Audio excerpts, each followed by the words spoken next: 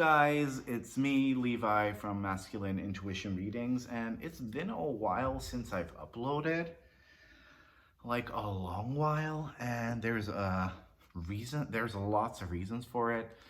And I just decided that because I was thinking, hey, I have a couple of video ideas that I kind of want to do, but then I was like, I'd much rather just sit down and talk to you guys. I love talky videos.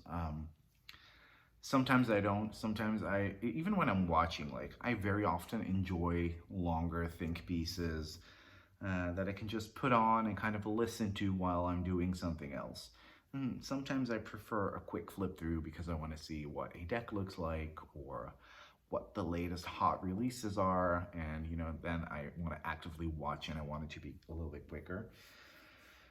But for now, I just really wanted to sit down and relax. So what happened? I did a Kickstarter that I went through. So I've created tons of decks, but this feels like the first proper one because it's actually going to be printed by a really good printer in China, very high quality product. They're the same printer that Danielle Noel used. I don't know if she still uses it. Daniel Norman from the Walking Meditation Tarot and the Odin's Playbook Tarot and the Ascension Tarot uses them. Robin Voisey uses them. She did the Glow Oracle with them, and now she's doing the Tarot of Oneness with them. So the Energy Archaeology Oracle was printed by them. So I have a lot of decks they do, so I'm kind of a fan of theirs. And now I'm getting to print a deck with them as well, so this feels like my proper first real deck, even though all the other decks I've done are real as hell, but I don't know, it just feels different. So that was a lot of work. I don't know if I'm gonna do another Kickstarter because it's really intense, but also now that I kind of know how it works, I may do another one. I don't know. So that was very time consuming. After that, I immediately went on summer vacation together with my partner, Willem, and we went to Malaga, Torremolinos, in Spain. It was a lot of fun.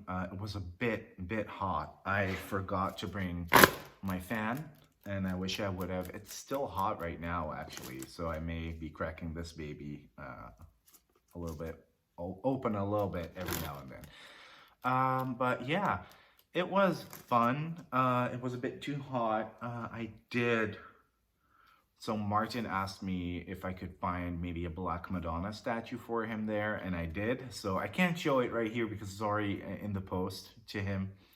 But that was a lot of fun because I did find it. They had this gorgeous store full of saint statues. And was a bit skint, so I couldn't really buy one for myself as well. I would have wanted to, but I do have a really pretty Madonna statue already, so I'm good.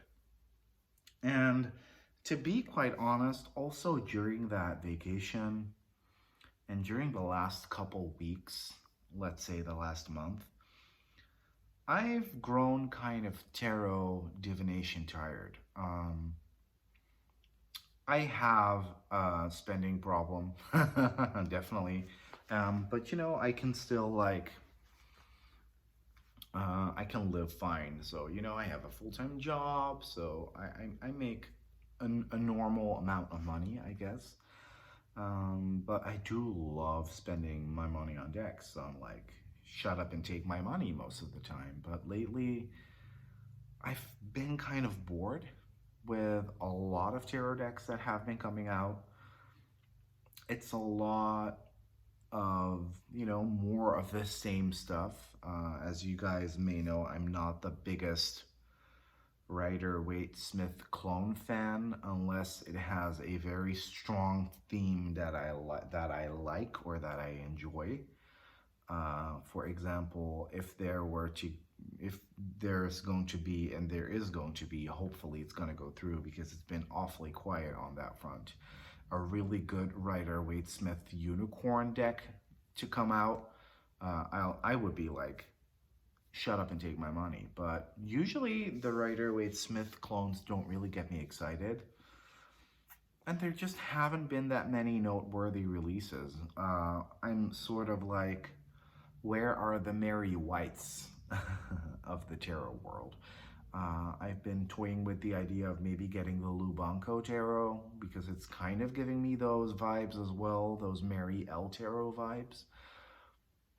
But, you know, when it comes down to the nitty gritty, it's still very much a Rider-Waite-Smith clone, like where a lot of creators are producing content that will be an easy sell. And I've always been more of the kind of, I mean, I love my aesthetically pleasing shit, but I've always been more hardcore, I guess. Like, I want my jaw to drop down to the floor whenever I see a new deck, and that just doesn't happen a lot. However, when it comes to oracles, I feel like there have been a lot of really interesting, really cool oracles coming out. So that's fun.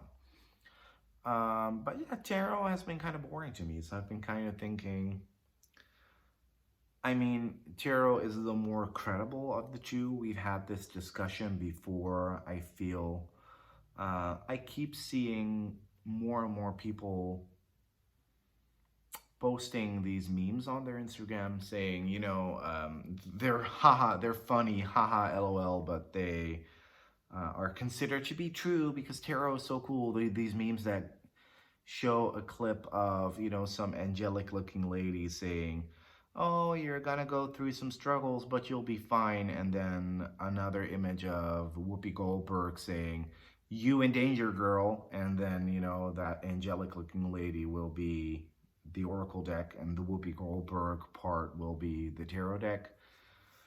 Lots of memes like that are doing the rounds, and they're kind of pissing me off because I'm known as a total raging bitch. The people that know me,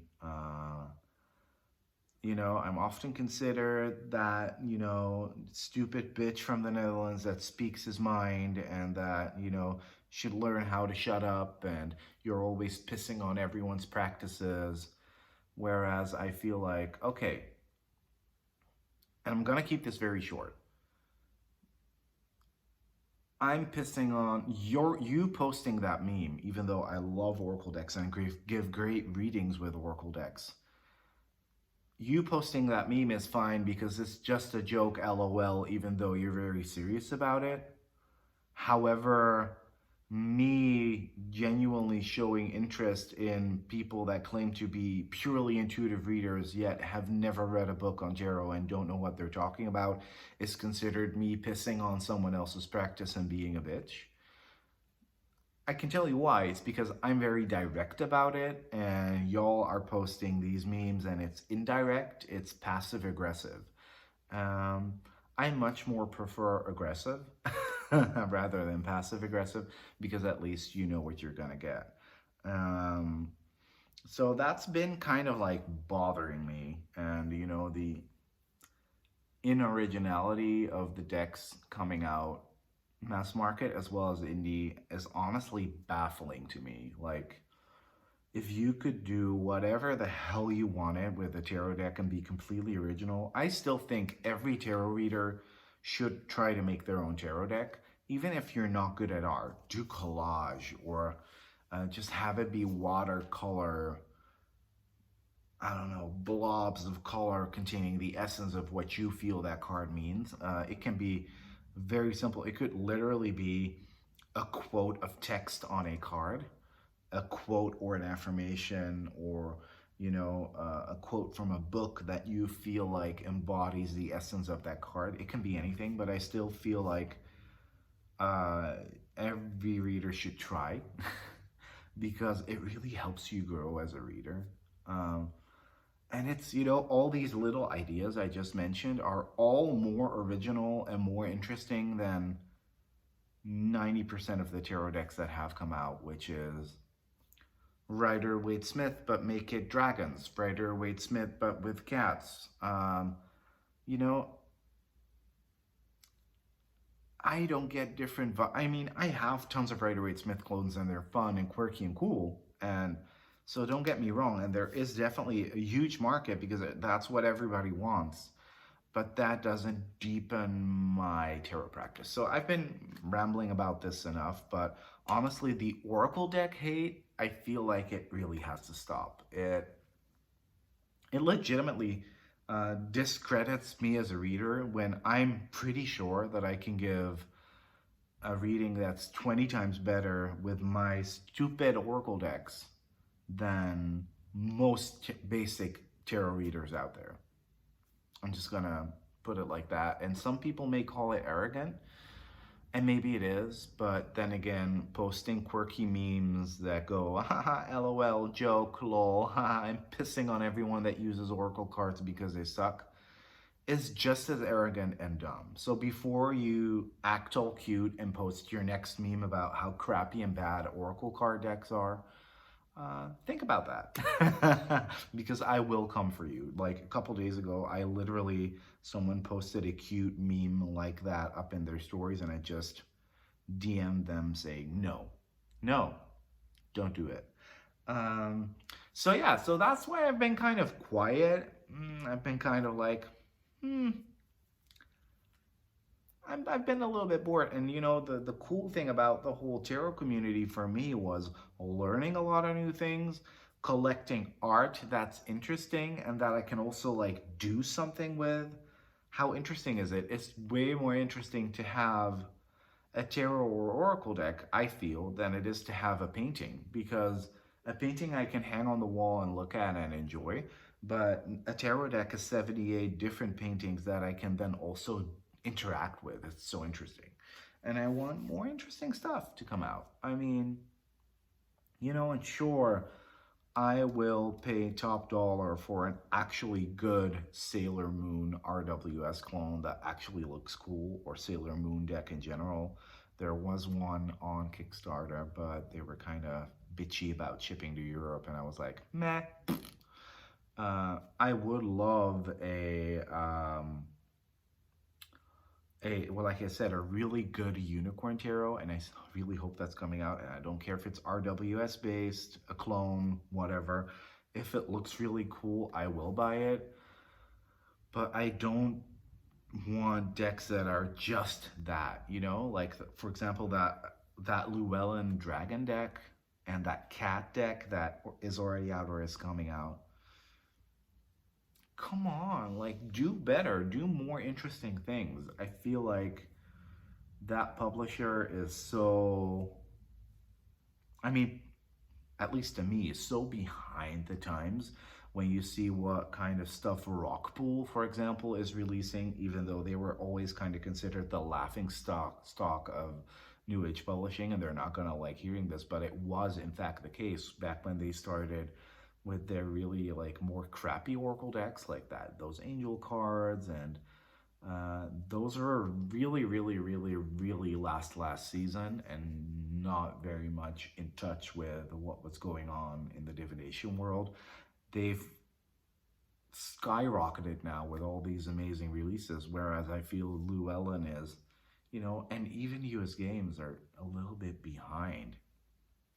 So that kind of bummed me out. Another thing that bummed me out was the skyrocketing prices of decks. And knowing what I know now about printing, I can tell you that it's very unnecessary for a mass market deck to cost anywhere above 30 euros or 30 US dollars. It's very unnecessary. So this inflation that they are, at least when it comes to, I don't know about other markets, but when it comes to card production and printing, this inflation that they are adding, these publishers are adding onto their products, is fake and fabricated. And I will never pay $45 for a mass market published deck. And it's disgusting that they are trying to impose these prices on us. So that also bummed me out. But I did have some favorites. So I just wanted to, so that was the quick, like, sort of ranty bitchy part. But I did want to, you know, show you guys some decks that I played with during this month that I had a good time with. and they're all Oracle decks, except for one that is a Jiro deck. But the first deck that I played with, that I really enjoyed, I decided to bring it with me on vacation, and I really liked it. Was the Messages from the Mermaids, which is Hay House's answer to the Magical Mermaids and Dolphins Oracle that they had to stop publishing because Doreen turned Christian. But this is actually a really, really, really good deck. I love the backs. I think it's really good. Um, and actually, the last card that I pulled is actually still at the front. Awareness. Well, there's a little bit of glare, but you can see what it looks like. It's really pretty. It's a really pretty deck. It has tons of skin tone, body size, and age diversity too, which I don't really care about, but I know a lot of people care about. So that's good to know. And it's a really usable deck, which, you know, has good thought out keywords and then gorgeous art to go with it. And that's the deck that I read the best with when it comes to Oracle decks. So the last card I pulled with it was this awareness card, and that was actually really fun. So we went to Malaga because there was this or Torremolinos because there was this huge gay event going on. And my partner and I are like, oh, that could be fun because we'd kind of missed Pride and, you know, we kind of wanted to get our party on. Little did we know, this event was very much by and for the Spanish gays. So there was a lot of people that already knew each other, that had seen each other before, that were very focused on each other. So there wasn't a lot of space to meet new people. So we were kind of bummed out by that, but you know, like it kind of felt like it wasn't our party to celebrate, and that was completely fine. We didn't force ourselves onto anyone.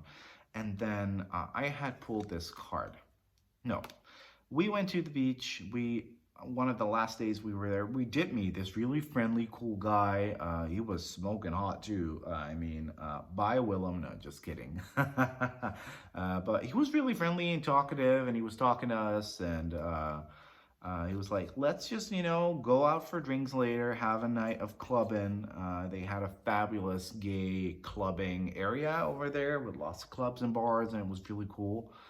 So we were like, yeah, let's do that. And then I came home and to the hotel room, and I pulled this card, awareness. Be aware of what's going on around you. So I didn't think too much of it. And then we went to the bar, and we were a little bit early. He brought a friend. They were a little bit late, but it was all good. And we were sitting down and, you know, having a drink and having fun and talking. And within a 10-minute span of them arriving and you know, us talking, there was this really weird guy that we had never seen at that clubbing district before who came to our table and who was very amicable with them. We were like, huh? Like, how do you guys know him? Blah, blah, blah, blah, blah. And then I saw something weird. I saw money being exchanged under the table for envelopes of cocaine.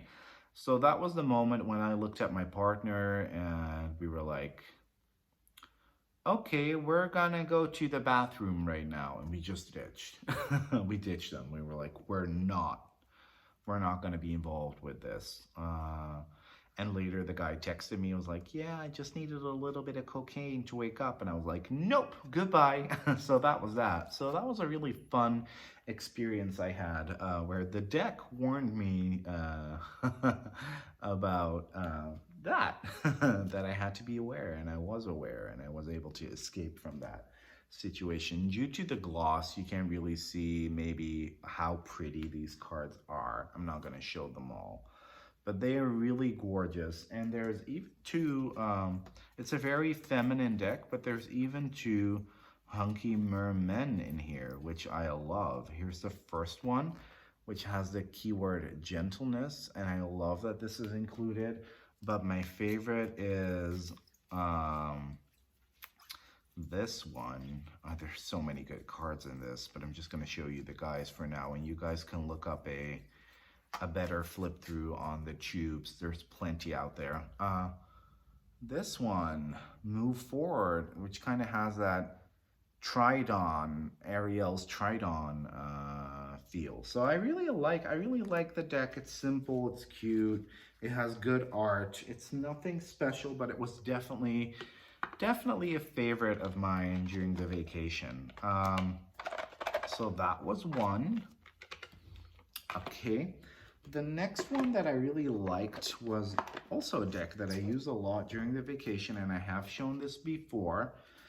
This is a recreation, reimagining, remastering of Madame Delora's fortune-telling tarot, hieroglyphic tarot deck. It's really cool. I may eventually put this on Make Playing Cards. You know, this is a fortune-telling game almost, where the messages are already on the cards, but the way the cards right next to it land kind of influence the way you read it.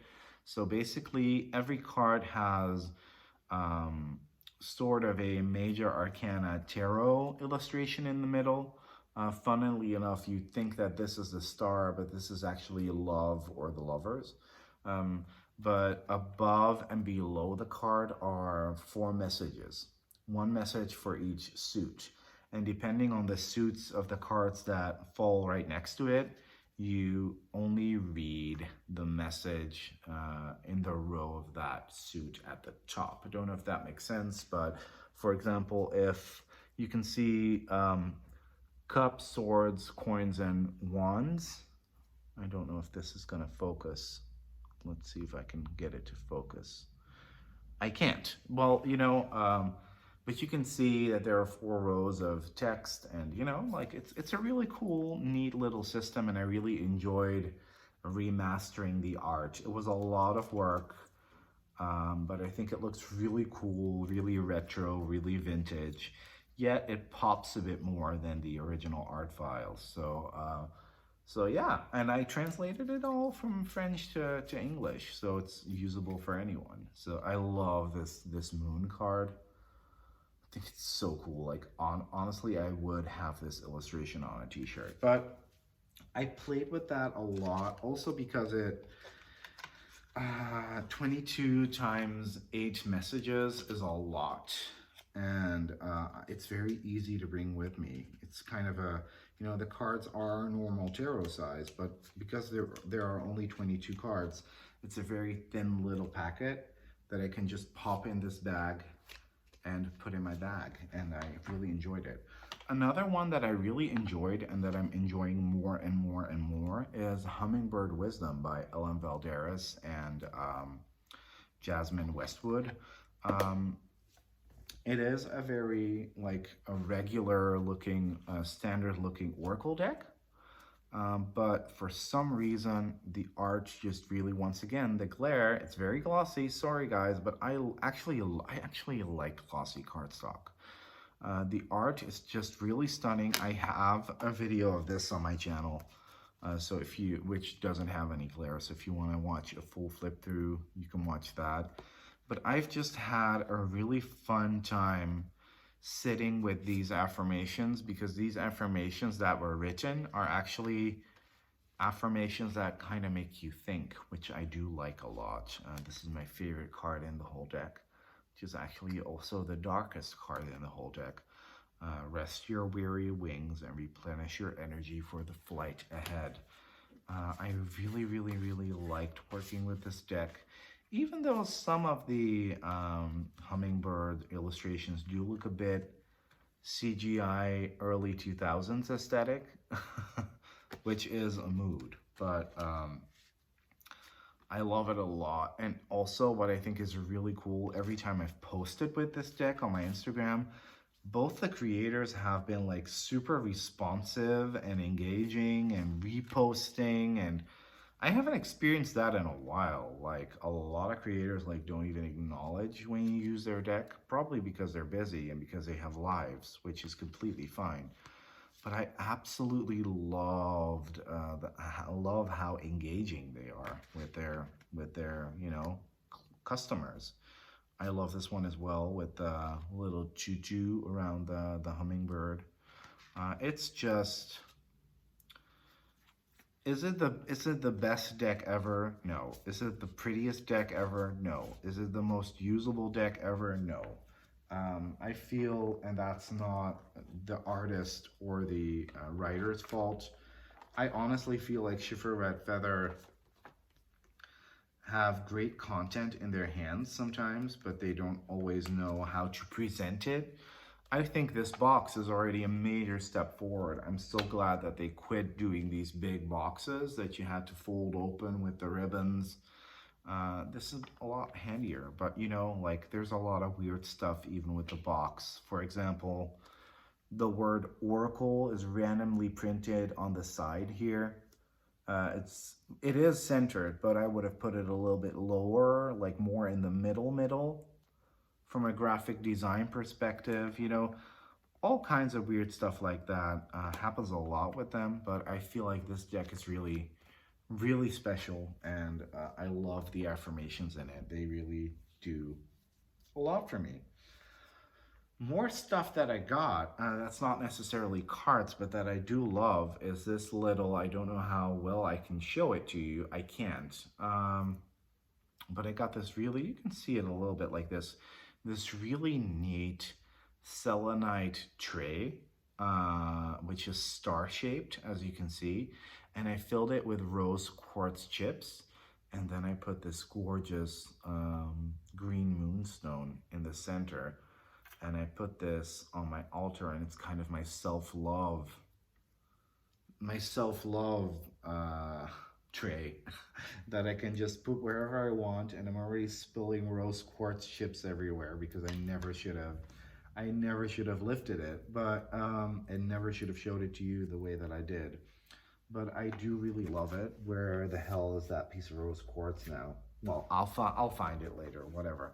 But I really loved it. I really love it. Literally, I was at the local store and I saw this and I was like, I've been wanting a crystal bowl for a while now, but they're usually very expensive, and this was actually very affordable. So yay, I got it. I finally got one.